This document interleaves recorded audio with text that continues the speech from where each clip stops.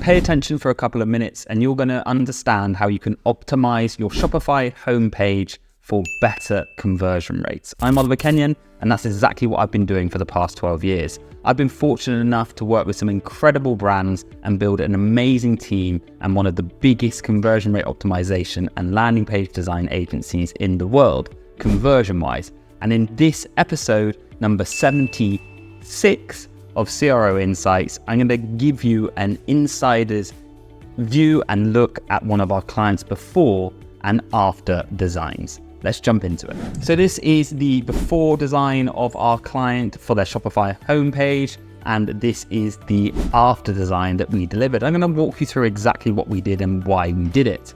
Starting with point number 1. We've just changed that notice bar. It's a very subtle change, but we used a contrasting black with white text just to make it pop a little more, and use that emoji on the black background so that it actually gets viewed. Number 2, we've chose a more conventional and user-friendly layout for that navigation. Moving down to just below the navigation and notice bar, you'll see our trust policy bar. Simple bar, 3-4 statements that make you trusted as a company. Satisfaction guarantee, happy customers you've served, made and manufactured in the US, whatever that may be. 3, we always find it converts better when you actually show a real person using the product and not just the product itself as they were before. So we've used this nice visual image. 4, just below that image, we've ticked the social proof box. We've added these stars, we've told people how many happy customers we've solved, and therefore people are more likely to buy into our product. 5, we've used a